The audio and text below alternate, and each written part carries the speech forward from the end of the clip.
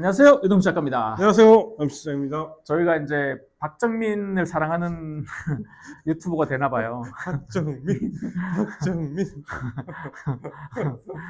자, 박정민 배우의 그 얼굴 네.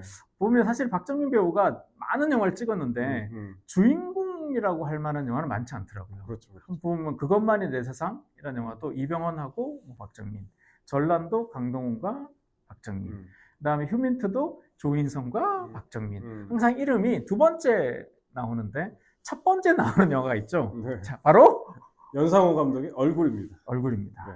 근데 일단 우리가 두 가지를 얘기해야 돼. 연상호 감독 어떻게 생각하십니까? 저 정말 싫어요. 여기 우리가 일치하네요. 너무 싫어. 영화 좀 안 만들었으면 좋겠어. 근데 그 좀비 영화 처음에 부산에. 근데 저는 부산에 안 봤는데 네. 그 다음에 만든 영화였나? 뭐 하나 봤거든요. 네. 근데 그건 그냥 뭐 이런 거 되게 좋아하는구나, 이런 종류의 영화를 이라고 생각했는데 계속적으로 약간 좀 흔히 만드는 영화는 안 만드시는 것 같은데요. 그래도 그 애니메이션도 만들었잖아요. 돼지. 원래 애니메이션으로 나왔죠. 돼지의 원래. 왕, 그다음에 뭐 기독교 관련 뭐 그런 영화도 있었는데. 지옥이었나 그거? 그게 지옥인가? 어쨌든. 그러니까 저는 연상호 감독의 그 기능주의적 윤리관 내지는 뭐 그게 무슨 말이에요? 도식적인 윤리관 이런 게 너무 싫어요. 그게 어떤 뜻이에요? 좀 풀어서 얘기해요. 저는 이해를 못 하겠어요. 그게 뭐냐면 얼굴에서도 보면 네. 맹인인데 뭐 그런 설정들 있잖아. 맹인인데 무슨 아름다움을 탐구하느니, 그 다음에 얼굴이 못생겼지만 정의감은 있고 뭐 이런 거 그냥 캐릭터에 부여를 하잖아요. 너무 평면적이다. 너무 뻔하다. 너무 일차원적이고 특히 이제 돼지왕 이런 거 보면 그 약자들이 서로 또 약자들을 괴롭히고 이런 세계관을 만들어 놓은 다음에 감독이 이제 니들이 이제 보고 내 의도를 좀 이렇게 해봐. 그러니까 얼굴도 마찬가지라고 봐요. 얼굴 끝끝내 안 보여주고 이제 나중에 보여주잖아요. 네네. 너희들 설마 그 얼굴 못생겼을 거라고 착각하시 그렇게 생각했지? 뭐 이런 거 있잖아. 유치 짬뽕이야.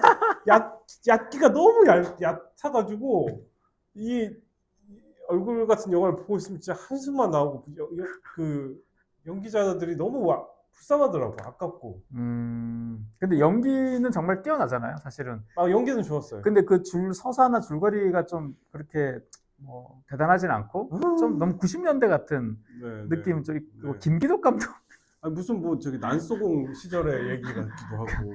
김기덕 감독님 같은 느낌도 좀 있었지만 김기덕은 그래도 좀 뭔가 원초적인 뭔가가 있잖아요. 김기덕 감독은 사실은 그의 사생활 때문에 또 사생활과 작가, 예술가를 사생활과 작품을 분리시킬 수 없다라고 생각하시는 분들도 계시고 그건 따로 봐야 된다라고 하시는 분도 계실 텐데 그냥 그건 각자 판단하시면 되는데 만약에 그 두 개는 별개라고 그래도 봐주자라는 입장이면 김기덕 감독님 우리나라에서는 전무후무할 것 같은 감독인 것 같아요. 그런 진짜 멸시와 주류의 무시를 김진명은 좀 비슷한가?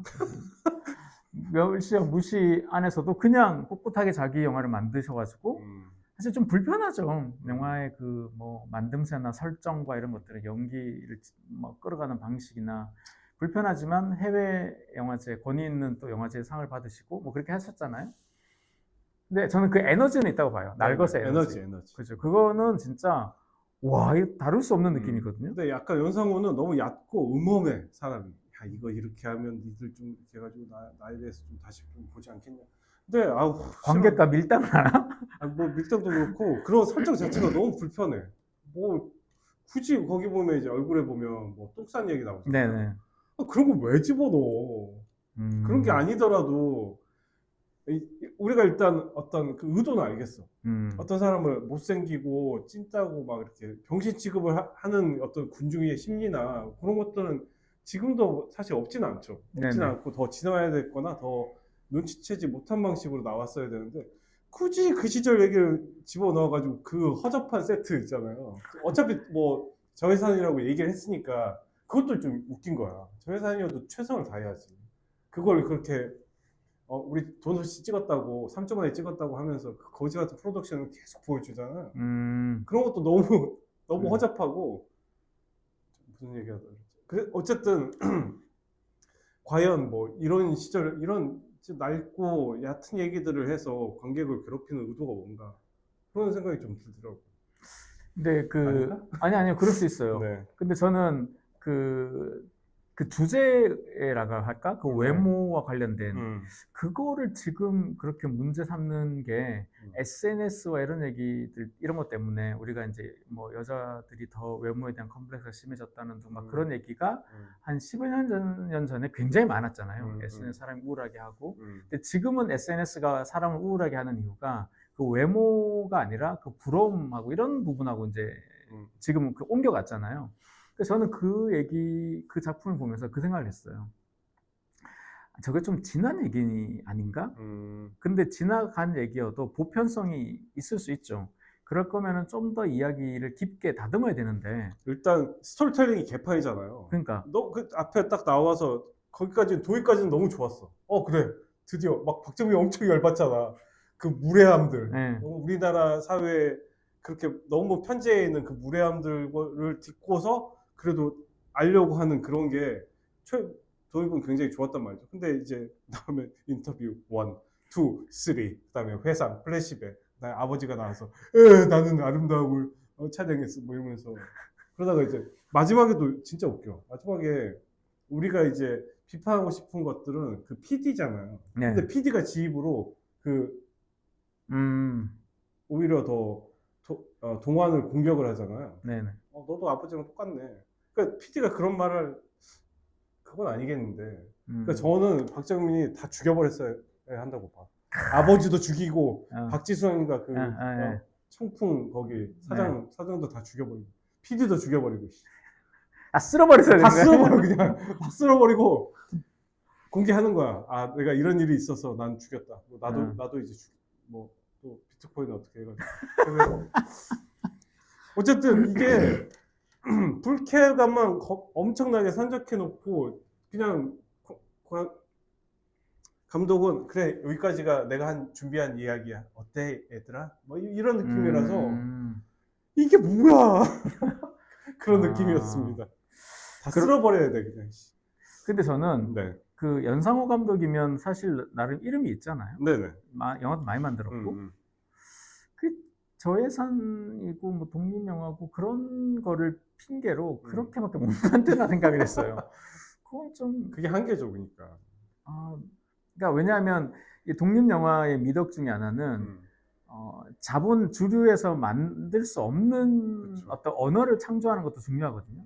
카메라 기법이라든가 전개 방식이라든가 아니면 뭐 몽타주라든가 이런 거 있잖아요. 거기서 와 저걸 저렇게 만드네. 그래서 지난번 얘기한 것처럼 우리 그 유승환 감독 같은 분은 그 돈 없어가지고 그렇게 정말 액션이나 흑백으로 만들고 이렇게 영화를 단편으로 잘라 만들었지만 엄청난 에너지 그 안에 있잖아요. 그렇죠. 근데 그런 걸 보고 싶어 사실 독립 영화를 보는 거고 좀 주류에 잘 만든 영화 볼 거면 넷플릭스에 지금 58,000편 있고 하루에 죽을 때까지 봐도 못 볼 작품이 다 있는데 근데 저는 저렇게 배우 한 명에게 달라붙어갖고 저 배우 한 명의 어떤 그런 거를 써먹나?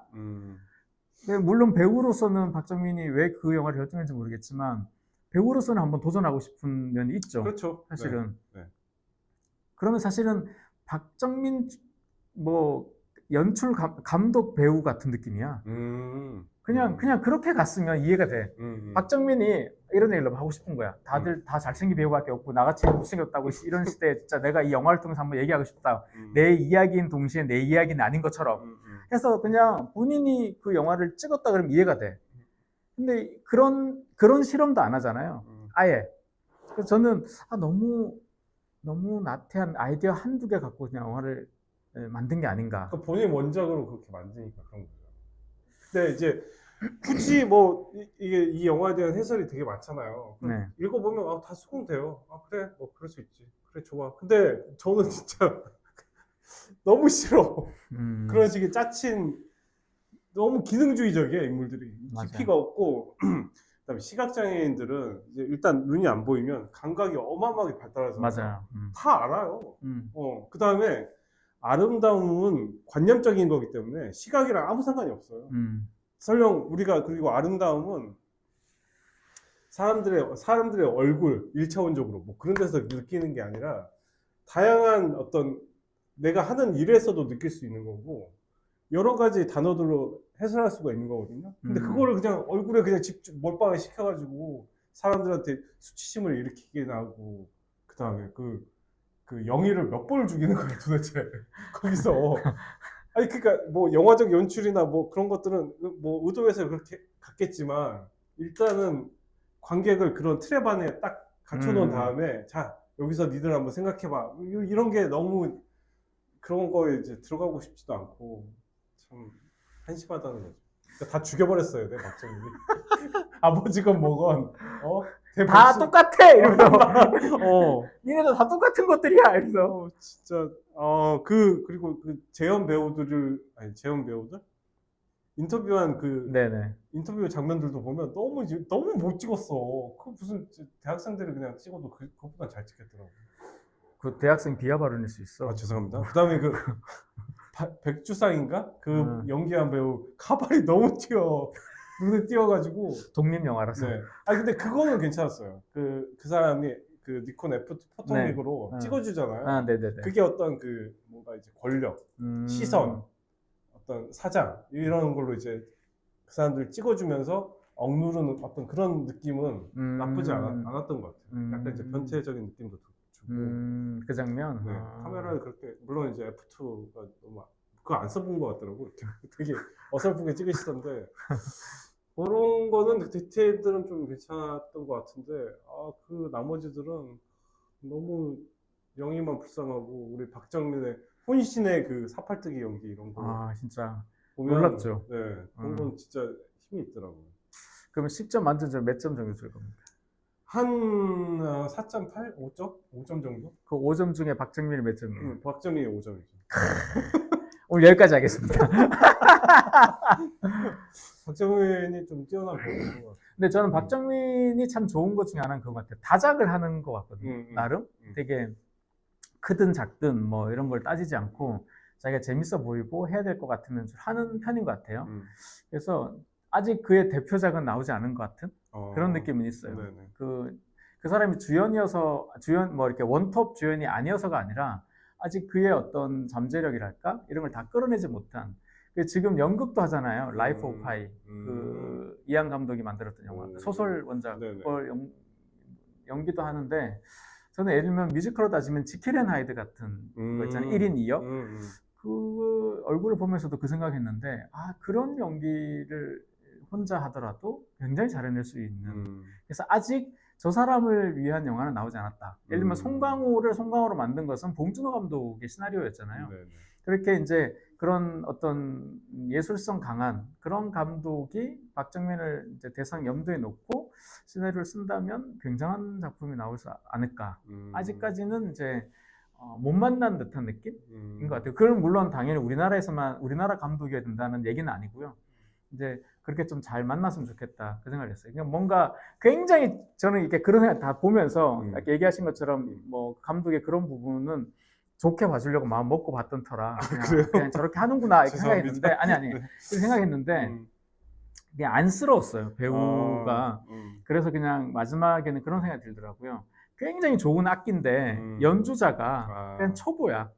초보는 아니고 뭐 거의 초보야. 그래서 이 좋은 악기를 예를 들면 스타인웨이야 이게 뭐 1900 몇 년 산 스타인웨이야. 그래서 막 이뮨차이는 쳐야 돼.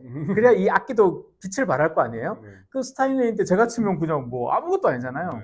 근데 그렇게 좋은 연주자가 이 악기를 쳐야 이 악기의 진가가 발휘되는데 박정민은 만약에 스타인웨이 악기처럼 그렇게 막 될 수 있는데 이번 영화 얼굴에서는 조금 이 악기를 장악하지 못한 연주자 같은. 그래서 좀 아쉽다. 그냥 그런 느낌이었어. 1인 2역을 할 게 아니라 그 박정민의 임동환이라는 사람에 대한 그 깊이를 더 있는 깊이를 더 주는 시나리오 에피소드들이 더 들어갔어야 되는데 거기서 보면 동환이 아버지의 후광으로 그냥 먹고 사는 것 듯한 느낌이잖아요. 얘도 뭐가 직업이 있고 친구가 있고 할 일이 있고 그러면 이제 그 와중에서도 그러니까 이게 현실감이 느껴져야 되거든요. 그다음에 그렇게 되니까 내가 더 지킬 게 많아지기 때문에 뭔가 이렇게 아버지와 비슷한 어떤 그런 식으로 타락을 해가는 그런 과정들이 나오거나 아니면 그 PD와 그 박정민이 서로 부다치고 뭔가 이런 장면들도 더 많이 나와야 되거든요. 근데 이게 보면 겉핥기야. 너무 겉핥기고 너무 평면적이고 캐릭터 깊이가 없어요. 그러니까 깊이가 없어 다. 이런 그래 분노 때문에 제가 옛날에 영화 시나리오 때 영화를 안 봤어. 야, 저따위 영화도 개봉해 난 뭐하냐 이런 생각이 드는 거니까. 그러니까 박정민은 그 얼굴에서 계속 옆에서 지켜보고 모욕, 엄마의 모욕을 대신 당하는 역할밖에 안 하니까 그게 뭐예요? 그게 좀 비켜서 있는. 네. 그러니까 박정민의 우리가 관객이 더 몰입되는 수준이 너무 얕은 거예요. 캐릭터 깊이가 없다 보니까. 근데 연기 또 너무 잘하니까. 맞아요. 맞아, 막 부글부글 막 끓게 되는 거지. 근데 생각해 보면 이건 아닌 것 같은데. 더 좋은 이야기가 될 수 있었을 것 같은데 그렇습니다. 좀 아쉬웠던 면은 분명히 있는 것 같아요. 네. 그래서 아직은 그의 전성기는 오지 않았다. 네, 저도 뜬금없는 결말이지만 그런 느낌을 주는 그런 영화였습니다. 그래서 나중에 그의 필모그래피에 이 영화가 언급될지 안 될지는 너무 좀 명확하다. 되겠죠. 우리나라에서는 그래도 많이 인기를 얻었어요. 그 한 100만 넘었잖아요. 그래도 나중에 이제 이 박정민이 정말 제가 얘기했던 그 전성기 같은 그 한 편을 만난 다음에 만들어질 영화들에 가려지지 않을까. 뭐 그런 그냥 느낌이 드는. 차라리 동주는 처음부터 그게 이제 데뷔랄까요? 그랬잖아요. 동주나 아니면 처음에 그 이재훈이랑 나왔던 파수꾼. 네. 이런 거는 이제 기록에 남겠지만 그게 좀 여러 가지 면에서 좀 아쉬운 면이 있던 것 같습니다. 마지막으로 다시 연상호 감독 칭찬 한번. 칭찬이요? 근데 끊임없이 영화를 또 만드실 것 같으니까. 네, 다작의 감독. 네. 근데 이제 시나리오나 이런 것들을 작가를 두고 하시라. 그런 걸. 네. 그리고 이제 특기가 있잖아요. 액션 연출이랄지 뭔가 특기가 있으실 거 아니에요. 네네. 그런 거에 더 특화된 영화들을 했으면 좋겠다. 근데 이런 어떤 그 윤리관이랄지 뭐 이런 뭔가 이제 그런 것들을 너무 단순하게 보여주지 말고 인물에 더 집중해라. 문학을 더 읽으시라. 죄송합니다. 문학을 더 읽어야 된다. 네. 캐릭터 개발을 조금 더 하셔야 되겠다. 그런 이제 생각이 드네요. 네. 우리 남실장님 조언을 꼭 보셨으면 좋겠습니다.